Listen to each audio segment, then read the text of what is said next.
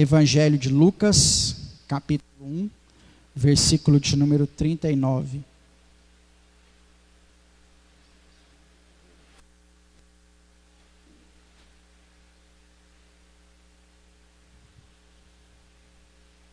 Amém?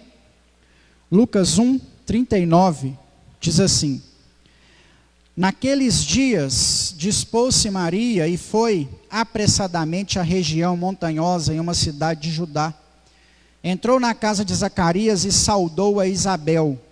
Ouvindo esta saudação de Maria, a criança se estremeceu no ventre. Então Isabel ficou possuída do Espírito Santo e exclamou em alta voz: Bendita és tu entre as mulheres, e bendito o fruto do seu ventre. E de onde me provém que me venha visitar a mãe do meu Senhor? Pois logo que me chamou aos ouvidos a voz da tua saudação, a criança estremeceu de alegria dentro de mim. Bem-aventurada a que creu, porque serão cumpridas as palavras que lhe foram ditas da parte do Senhor. Então disse Maria: A minha alma engrandece ao Senhor, e o meu espírito se alegra em Deus, o meu Salvador, porque Ele contemplou a humildade da tua serva, pois desde agora todas as gerações me considerarão bem-aventurada, porque o poderoso me fez grandes coisas, e santo é o seu nome. A sua misericórdia vai de geração em geração sobre os que o temem. Agiu com seu braço valorosamente e dispersou os que no coração alimentavam pensamentos soberbos. Derribou do seu trono os poderosos e exaltou os humildes. Encheu de bens os famintos e despediu vazios os ricos. Amparou a Israel seu servo, a fim de lembrar-se da sua misericórdia, a favor de Abraão e de sua descendência para sempre, como prometera aos nossos pais. Maria permaneceu cerca de 3 meses com Isabel e depois voltou para a sua casa. Deus, esta é a tua palavra que foi lida e será ministrada aos nossos corações nessa noite. E o desejo do nosso coração, Pai, é que o Senhor fale conosco por intermédio da Tua palavra, que esta palavra possa ser santificada em nossas vidas aqui neste lugar, que ela produza em nós o efeito necessário, que ela alcance o nosso coração como uma espada, como ela mesmo nos garante aos Hebreus, ou como Isaías disse, que ela chegue ao nosso coração e não volte vazia, mas que ela traga algo do Senhor, do Teu Espírito, ao nosso coração nessa noite, Pai. Nós rendemos ao Senhor toda a honra, toda a glória, todo o louvor, em nome de Jesus. Amém. Pode se assentar, meu irmão. Nós lemos aqui no Evangelho segundo escreveu Lucas, um dos textos mais importantes, talvez, deste evangelho, pelo menos na minha opinião. O texto que fala sobre o momento em que Maria visita a Isabel. Só para a gente contextualizar o que nós estamos falando aqui, é importante ressaltar que muitas vezes algumas pessoas entendem que o evangélico não gosta de Maria, E essa visão, ela precisa ser quebrada, porque nós temos Maria como uma irmã em Cristo, e além de uma irmã em Cristo, nós temos em Maria alguém que ocupou um papel singular na história da Bíblia, Maria vive em uma geração aonde a religião estava desacreditada, aonde politicamente Israel estava dominada pelos romanos, aonde muitas pessoas não tinham esperança mais de que o Messias viesse. E tudo indica que dentro desse contexto totalmente adverso, tudo indica que Maria permaneceu crendo na chegada do Messias. Tudo indica que Maria permaneceu esperançosa de que Deus traria alívio para aquela geração. Em outras palavras, tudo indica que Maria permaneceu crente, né? Servindo ao Senhor em uma geração totalmente adversa. Eu comparo muito a história de Maria, por exemplo, a pessoa de Maria, não é, dentro desse contexto, com a pessoa de Noé. É o mesmo contexto, talvez o de Noé é um pouco mais difícil, creio eu. Mas são situações bem parecidas. No momento aonde não se acreditava em mais nada, no momento aonde tudo estava perdido, Deus vai levantar Noé, e no momento aonde não se acreditava em quase nada, Deus vai levantar Maria. E assim como aconteceu em Noé, porque quando chegou no período de Noé, imagine para você ver, o texto em Noé é bem claro em dizer, texto em Gênesis sobre Noé, é bem claro em dizer que a corrupção tinha se espalhado por toda a terra, e só um homem tinha permanecido justo e íntegro. E Deus escolhe Noé a dedo, né? Deus olha para a terra e não encontra nenhum justo, a não ser Noé. Apenas Noé era aquele que tinha permanecido diante do Senhor em uma situação adversa. Eu olho para Maria da mesma forma, porque entre todas as mulheres que haviam em Israel, porque tinha que ser em Israel, não dava para falar no mundo inteiro, né? Talvez as dimensões do Noé sejam maiores, porque o Noé é o mundo inteiro. As dimensões são menores, mas as características são as mesmas. Entre todas as mulheres que viviam entre os judeus, o Senhor escolhe a dedo Maria. Se ele escolheu Maria, ele teve motivos para aquilo. Não é uma escolha aleatória. Ele escolhe alguém que vai se manter na palavra, nos ensinamentos, que vai continuar crendo. Se imagine no lugar de Deus, e você vai entregar o seu filho aos cuidados de alguém, né? Deus é o pai que entrega o seu filho aos cuidados de um casal. Ou seja, não é uma escolha aleatória. Imagino eu que Deus sondou o coração, o íntimo, a espiritualidade, a religiosidade, a comunhão com Ele. Isso é tanto uma escolha que é confirmado por Isabel no texto que nós lemos. Isabel diz assim: bendita és tu entre as mulheres, não é? Bendito é o fruto que está no seu ventre. Essa fala é de Isabel. Então realmente não é uma escolha aleatória. Maria é alguém importantíssimo na história do cristianismo. Não só no nascimento de Jesus, mas no pós-nascimento também. Ou melhor dizendo, no pós-ministério. Quando Jesus é assunto aos céus e a igreja vai surgir, o surgimento da igreja cita Maria.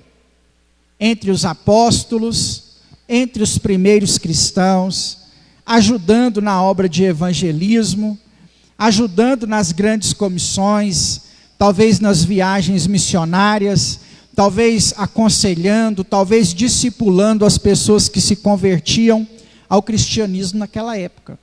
Então, ponto, Maria ocupa um papel muito importante, né, na história do cristianismo.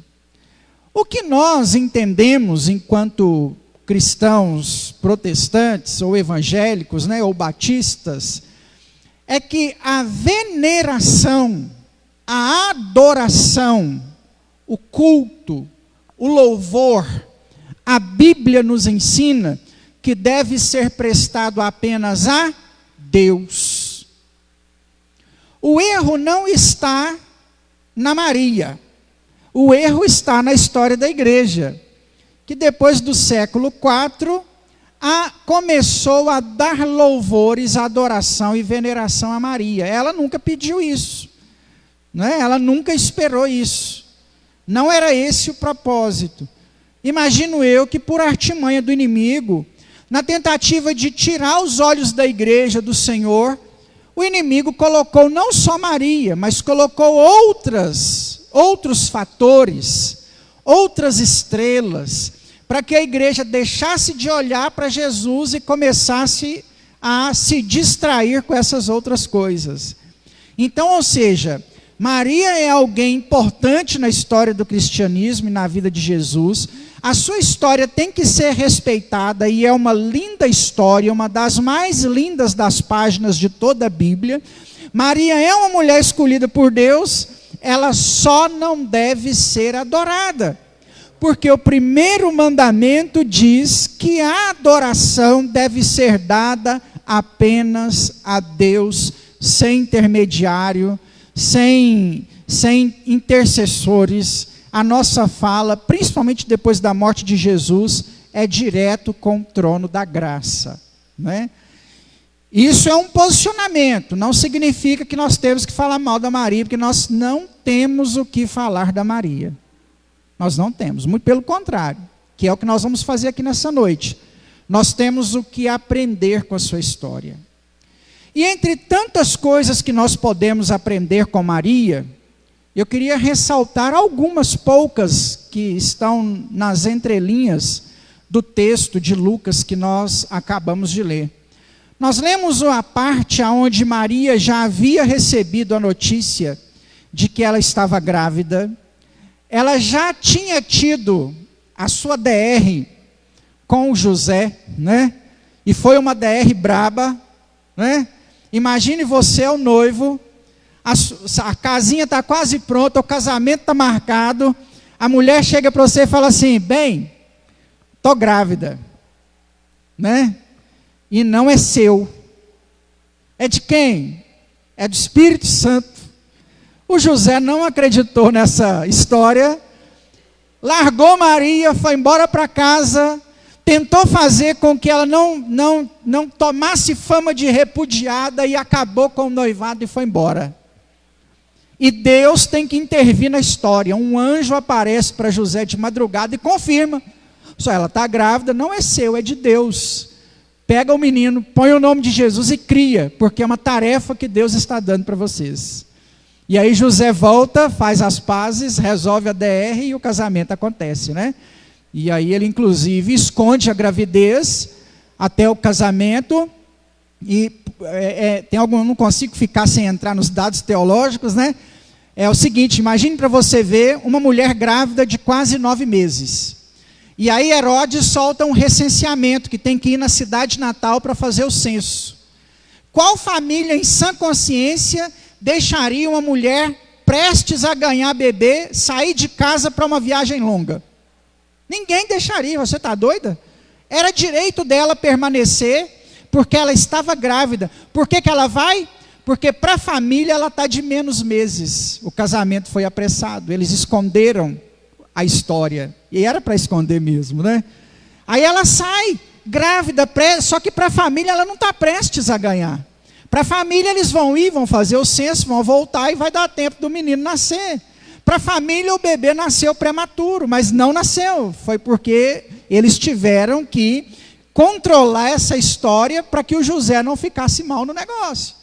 Resolvida a DR, Maria toma a decisão de ir encontrar com a sua prima Isabel, e ela vai à casa de Isabel. Nós lemos a respeito do encontro. Após ouvir as palavras de Isabel, Maria canta a canção que no original da Septuaginta traz para nós o título de Magnificar. É a canção que ela entoa, não é? Que ela entoa em Lucas capítulo de número 1, no texto que nós lemos. Essa fala de Maria é uma canção de louvor a Deus. E essa fala de louvor a Deus, ela tem alguns significados muito importantes. O primeiro deles, nós estamos falando de uma pessoa que recebeu do Senhor uma missão, sem medo de errar no peso da frase e da palavra. A maior missão que um ser humano poderia receber na história da humanidade: criar, gerar, criar, educar, ensinar o Filho de Deus. Não tem missão maior do que essa. Essa missão, para mim, ela é maior que a de Abraão, né? Não tem missão maior do que a de criar, com exceção ao ministério de Jesus, né? A missão da cruz, da ressurreição. Claro, eu estou falando entre os normais, né? Entre os profetas, entre o Antigo Testamento. Não há missão mais grandiosa do que essa. E Maria não recebe essa missão como um peso, apesar das dificuldades. Ela recebe uma missão como um privilégio. Ela foi uma privilegiada em servir ao Senhor desta forma. Esse é o primeiro sentimento que todos nós que servimos a Deus precisamos ter. Nós não estamos fazendo um favor para Deus servindo a Ele. Estou querendo, falar um pouco sobre isso nessa noite, pensando justamente nisso mesmo. A nossa geração é uma geração que serve a Deus como que se Deus estivesse pegando o boi. Deus está pegando o boi de eu estar na igreja. Ai de Deus se eu não estivesse na igreja. Ai de Deus se não fosse o meu dízimo.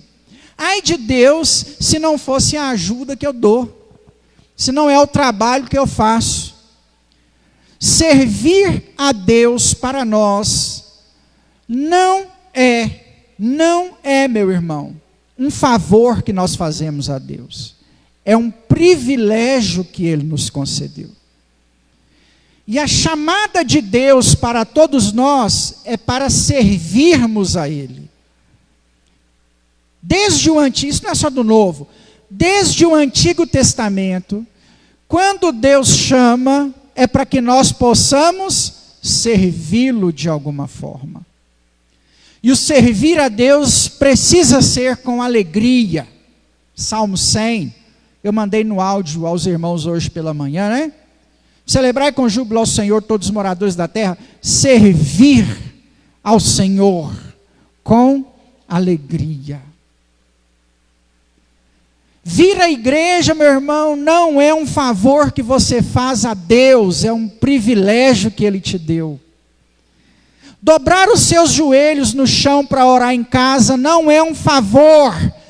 Eu vou orar, Deus precisa da minha oração. Ele não precisa da sua oração, é um privilégio que Ele te deu. Ler a Bíblia não é uma obrigação, é um privilégio que Ele te concedeu. Escrever o seu nome no livro da vida não é uma obrigação, é um privilégio que Ele te concedeu. O servir a Deus precisa provocar em nós o mesmo sentimento que provocou em Maria, o sentimento de privilegiada. Nós somos privilegiados. Quantas pessoas estão lá no Hospital São Carlos agora internadas? Vou citar abaixo, Talvez desenganadas pelo médico, talvez sem condições de levantar do leito de uma maca de hospital, e pensaria assim: gente, hoje tem culto lá na igreja, eu poderia estar lá, e não está, porque não pode estar, e ainda carrega um peso de consciência, porque quando podia estar, não esteve. E nós estamos aqui, isso para nós é um privilégio.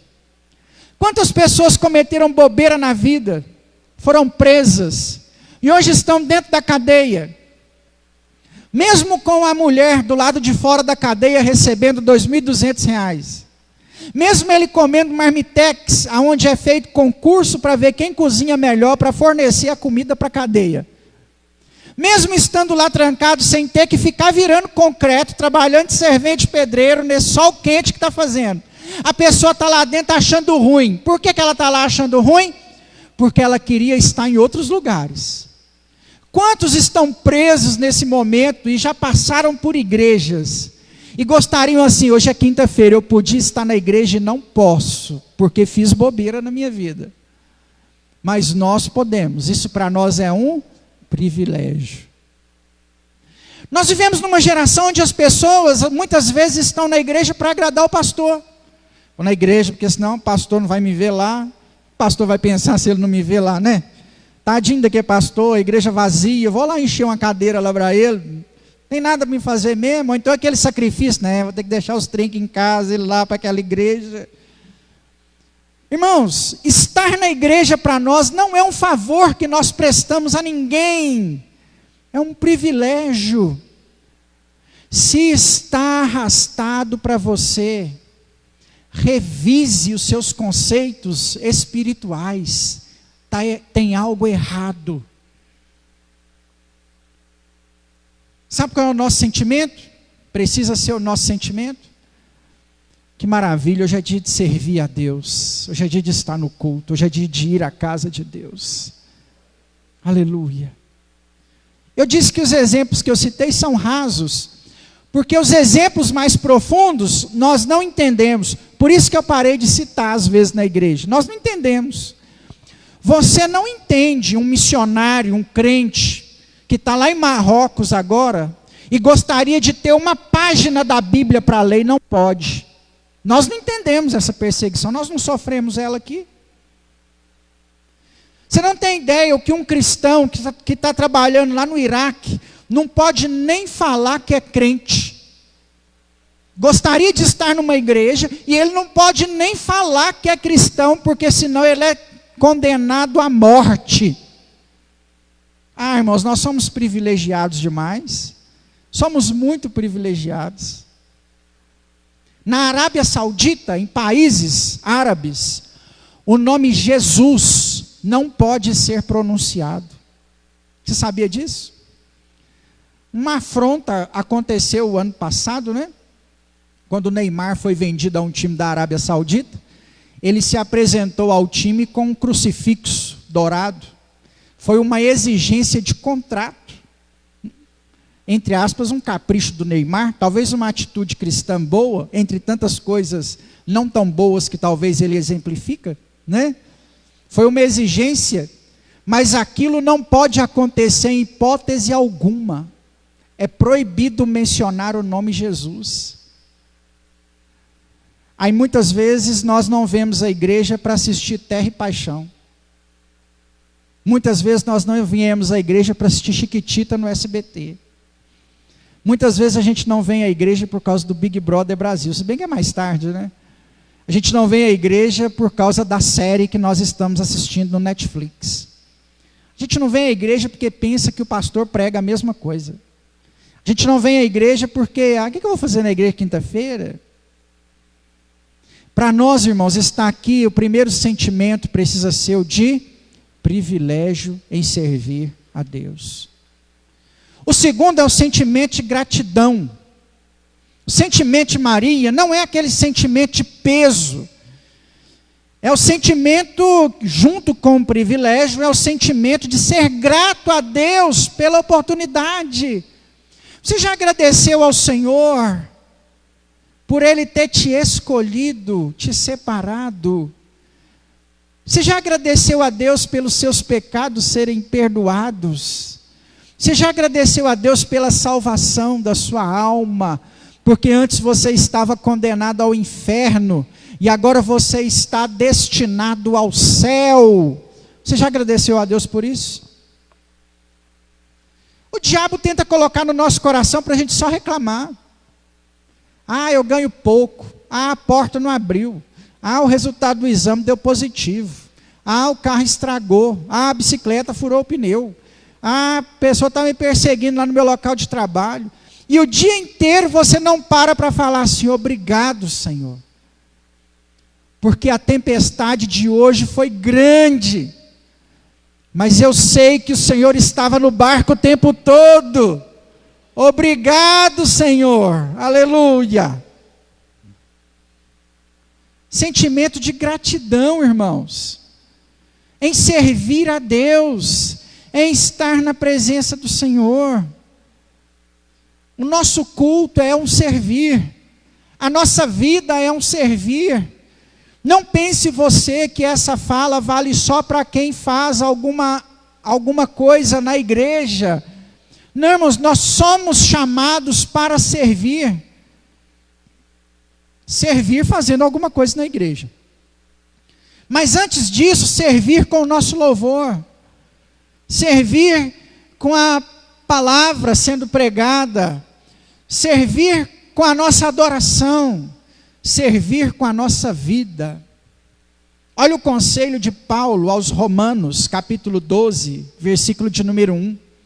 Rogo-vos, pois, irmãos, pelas misericórdias de Deus, que apresenteis os vossos corpos por sacrifício vivo, santo e agradável a Deus, que é o vosso culto racional. A nossa vida, ela é para servir a Deus. Se você ainda serve a Deus com algo na igreja, essa fala para você é dobrada. Eu já vi muita gente que tem cargo na igreja e encara o cargo como um peso. Você já pensou se Maria arrastasse aquilo como um peso? Essa barriga grande, é Deus, o que o senhor foi fazer comigo, hein? 9 meses, doendo. Ah não, parto.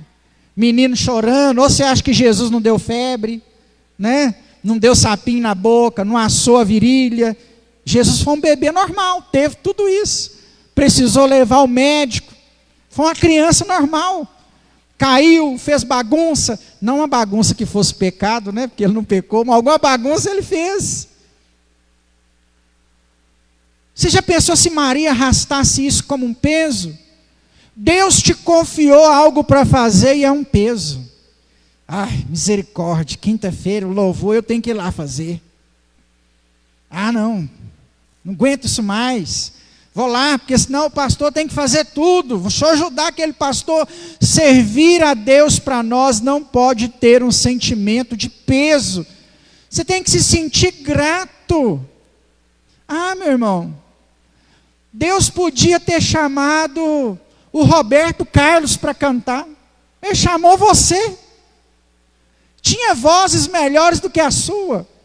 Ele podia ter chamado a boiadeira. Ele podia ter chamado a Marília Mendonça. Ele podia ter chamado as irmãs lá que separou. Mas ele chamou você. Tinha voz melhor do que a sua. Ele chamou você. Isso tem que ser um privilégio, né? Você tem que se sentir grato, falar assim, não, Deus me chamou. Quantas pessoas mais capazes do que você conhece? E Deus chamou você. Por que Deus não chamou meu patrão, né? Com todo o dinheiro dele, aí a gente ia construir catedrais na Água da Prata inteira. Ele chamou eu. Tem que sentir grato, irmãos. Todo dia eu tenho que me sentir grato, porque Ele me chamou. Ele me confiou isso. A gratidão faz você querer contar. Sabe por que crente não evangeliza individualmente mais? Eu descobri por quê. Por que antigamente o crente andava, sentava alguém do lado dele, ele não aguentava, ele falava assim, Jesus te ama, né? Começava a pregar. Quem conheceu esses crentes chatos assim, que não podia ver alguém, começava a pregar. Está no serviço, o cara está pregando para todo mundo. Chega na família, ele está pregando para todo mundo, né? Senta alguém do lado do ônibus, ele não aguenta, ele tem que pregar. Por que hoje o crente não prega mais? Sabe por quê? Eu descobri. Nós não somos gratos a Deus. É o sinal. Quando a Maria recebeu a notícia de que ela estava grávida, o que ela fez? Ela quis contar. Gente, eu preciso contar. Isabel tem que saber do negócio desse. Deus colocou o Salvador no meu ventre, eu tenho que contar. E ela viajou dias até chegar na casa da sua prima para contar para ela. Na hora que ela chegou e começou a falar, as crianças mexeu, né? E a Isabel entendeu, falou assim, é Deus. Ela queria contar, a gratidão faz a gente querer contar. Parece que nós não somos gratos mais, porque nós não falamos de Jesus, do que Jesus fez por nós não falamos para ninguém. Há poucos dias eu citei aqui na igreja o João Ribe Palharim, né? que tem um livro de ilustrações. Aí uma das ilustrações do João Ribe é de um jovem, fez 18 anos e foi servir ao exército. E aí ele ficou sabendo que na cidade dele, o pessoal que comandava o exército perseguia evangélico. Quem chegava lá e falava que era evangélico, os exercícios eram mais pesados, né? Aí ele foi e tentou omitir que ele é evangélico no quartel para ele não sofrer perseguição. Passou o ano lá, né, de servir ao exército, ele chamou o pastor e falou: pastor, eu quero contar uma bênção muito grande. Ai, conta a bênção, o que foi? Qual a bênção que você recebeu? Entrei no exército, fiquei lá 1 ano e ninguém lá sabe que eu sou crente. Ninguém lá sabe que eu sirvo Jesus. Ô bênção, misericórdia, irmãos. Se nós somos gratos com aquilo que Deus fez com a gente, nós contamos isso para alguém. É interessante quando alguém pergunta para a gente assim: não, eu não evangelizo porque eu não conheço Bíblia. Quem te disse que para evangelizar você tem que conhecer Bíblia? Sabe o que você precisa para evangelizar? Contar aquilo que Deus fez por você. Só isso. Precisa citar versículo bíblico nenhum com referência. Não precisa conhecer a teologia, as 9 matérias principais da teologia, não precisa. Só de você compartilhar aquilo que Deus fez na sua vida, já vai impactar muita gente. Já vai impactar muita gente. Não importa se você converteu cedo, conta os testemunhos. Olha que testemunho maravilhoso. Você já pensou? O Tiago aqui meu tem a oportunidade de contar um testemunho maravilhoso. Quando o Tiago tiver 30 anos, ele vai falar assim: nunca bebi, nunca fui numa festa mundana, casei com uma mulher de Deus na minha vida, casei virgem, achei uma moça virgem, só conheço a minha esposa. Quer um testemunho mais bacana do que esse? Cresci na igreja. Isso para uma pessoa que nasceu na igreja. E nós que convertemos? A nosso testemunho é maior. Conta as cachaças que você bebia e de onde Jesus tirou. A Joaquina está rindo ali, né? Escorava na rua, os outros iam lá carregar, e Jesus mudou por completo. Né? Isso é bênção, né, Joaquina? Não estou expondo a irmã, não. Estou glorificando a Deus pela vida da irmã. Que a gente lembra da Joaquina chegando, né? Casou, né, Joaquina?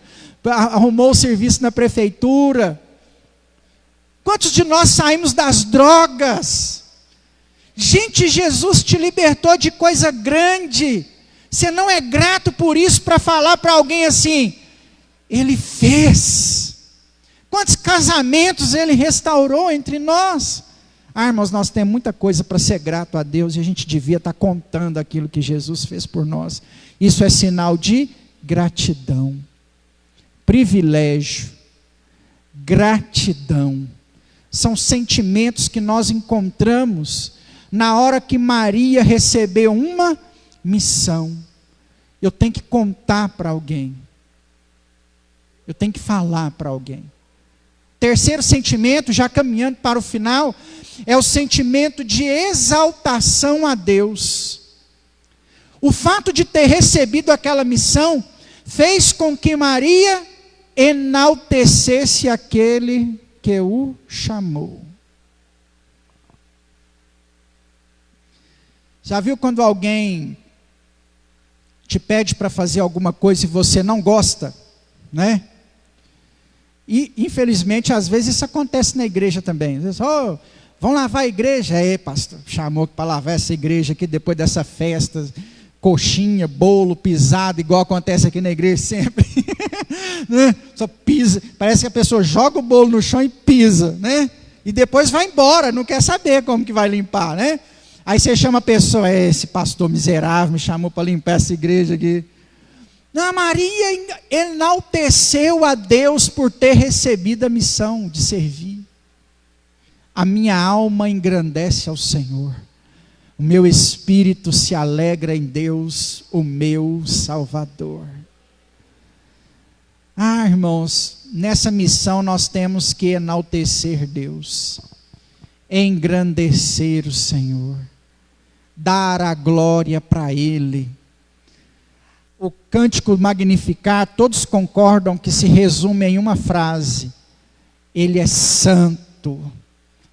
Quem me deu essa missão é santo. Santo é o seu nome, disse Maria. Enalteça o Senhor, engrandeça o Senhor. Nós reclamamos demais, nós olhamos demais para os problemas, para aquilo que está dando errado. Nós murmuramos demais e damos pouco glória a Deus, né? Vou lembrar o versículo de cor aqui agora, mas se eu não me engano é Romanos 8, que diz que o segredo de Abraão era o fato dele passar pelas tribulações dando glória a Deus. Olha que maravilha! Enaltece o Senhor na sua missão, meu irmão. Enaltece o Senhor na sua missão, minha irmã. Enaltece, engrandece ao Senhor, glorifique a Deus. E nós glorificamos pouco. Precisa dar mais glória a Deus, dizer mais obrigado, Jesus. São palavras que precisam estar nos nossos lábios, porque Ele nos confiou essa missão. Então, enalteça mais. Se sinta um privilegiado. Seja grato a Deus por essa missão. Pastor, mas a missão dela foi maravilhosa, foi a de carregar o Filho de Deus. A sua missão também é maravilhosa. É de carregar o Espírito Santo de Deus morando em você. É a de carregar o Evangelho de Cristo em você. É o de trabalhar para o Rei dos Reis, o Senhor dos Senhores. Aquele que não vai deixar em vão o que você está fazendo. Um dos versículos da Bíblia que eu mais gosto é 1 Coríntios 15, 57 e 58. Portanto, irmãos, permanecei firmes e constantes, abundantes na obra do Senhor, sabendo que no Senhor o vosso trabalho não é em vão. Ah, é privilégio trabalhar para Ele, é privilégio fazer para Ele. Nós fazemos para Ele com alegria. Esse é o sentimento que nós temos que ter, irmãos. Não é? A Márcia está viajando e aí eu estou tendo que fazer louvor esses dias. Isso para mim não é um peso, é um privilégio. Eu prefiro quando tem os irmãos do louvor. É claro que eu prefiro. A gente pode talvez dedicar mais a uma só coisa, que é no meu caso é a palavra. Mas poder vir, ter que chegar um pouco mais cedo para fazer o louvor, não é um peso para mim, é um privilégio para mim. Estar aqui com você, eu poderia aumentar essa mensagem e ficar aqui com você até 10 horas, porque isso para mim é um privilégio, né? Para nós tem que ser um privilégio. E hoje eu entendo bem isso, pelo fato de trabalhar fora, de 8 a 6, graças a Deus, glória a Deus por isso. Porque às vezes a gente pensa assim, às vezes você pensa assim, não, o pastor está falando assim porque ele cuida só da igreja. Graças a Deus, há uns 6 anos não. E mesmo assim, se tem algo que não mudou no meu coração, é o privilégio de fazer isso. Não é porque eu sou pastor, não. É porque eu sou cristão. Nós somos cristãos, nós servimos a Deus. Isso tem que ser com alegria. Isso tem que ser com sinceridade de coração. Isso tem que ser de verdade. É um privilégio. Chega de olhar para Deus apenas como alguém que tem que responder os seus desejos. Deus não é o gênio da lâmpada do Aladim, que você esfrega na hora que você precisa e fala, me dá, Senhor, e o Senhor chega e fala assim, concedo-te, meu servo, tal pedido. Isso não, Deus não é isso. Nós não estamos na presença de Deus para receber, nós estamos na presença de Deus para dar a Ele. Receber é um bônus. Ele é tão misericordioso que Ele nos cura, Ele abre porta, Ele provê, Ele prospera, Ele faz tudo isso, mas isso não é o principal, é o bônus. É o bônus. Nós não servimos a Ele pelo bônus, nós servimos a Ele pelo principal, que é a salvação. Então, meu irmão, seja grato, privilegiado, enalteça o nosso Deus, porque Ele te chamou e te concedeu a missão de estar na presença dEle, em nome de Jesus. Amém? Aplauda ao Senhor. Aleluia. Se coloque de pé. Se coloque de pé.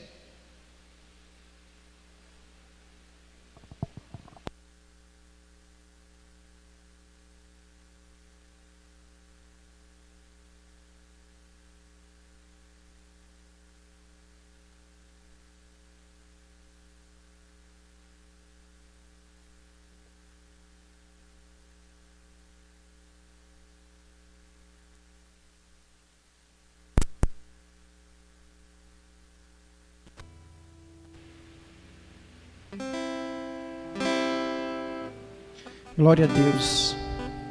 Eu tenho cantado essa canção aqui na igreja. Eu sei que os irmãos não a conhecem muito, né? Que é chamado de O Cântico de Maria. Vamos adorar o Senhor com essa canção. Eu até não sei se tem aí no Data Show, se os irmãos conseguiram encontrar. Mas eu tenho cantado algumas vezes aqui. Talvez nem que seja no refrão você consegue me ajudar. Como sinal da sua gratidão a Deus por Ele ter te chamado, por você estar aqui nessa noite. Em nome de Jesus. Amém?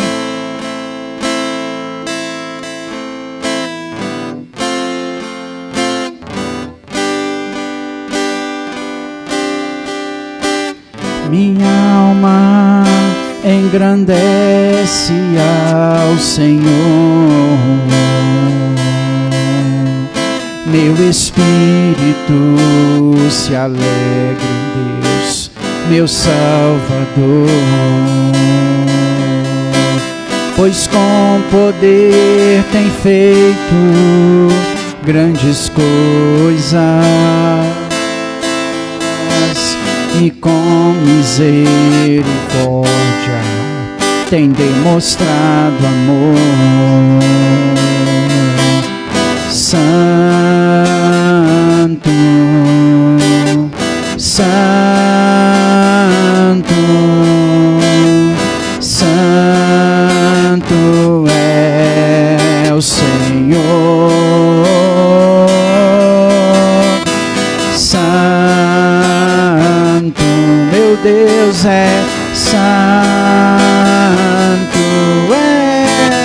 santo é o Senhor. Tem enchido nossas lâmpadas com o óleo do Espírito e tem feito sua vide florescer. Tem enchido nossas lâmpadas com o óleo do Espírito e tem feito sua vide florescer. Santo, meu Deus é santo, santo é o Senhor. Santo,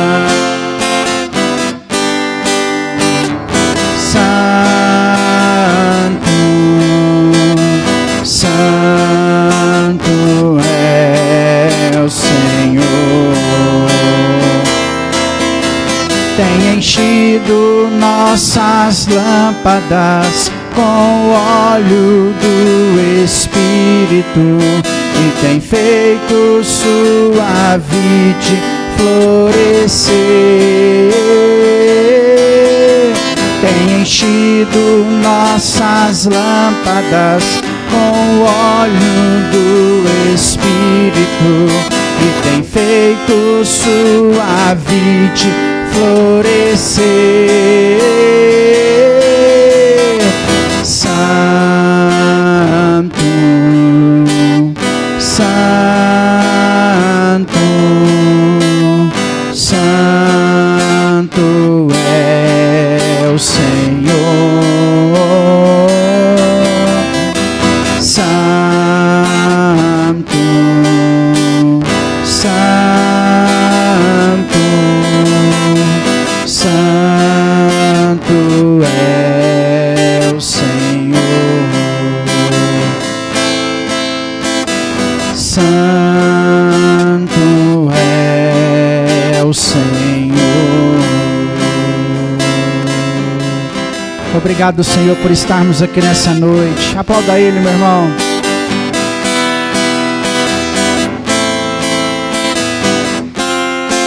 Coloque a sua mão sobre o seu coração. Será que nessa noite você pode se sentir um privilegiado por ser chamado por Ele?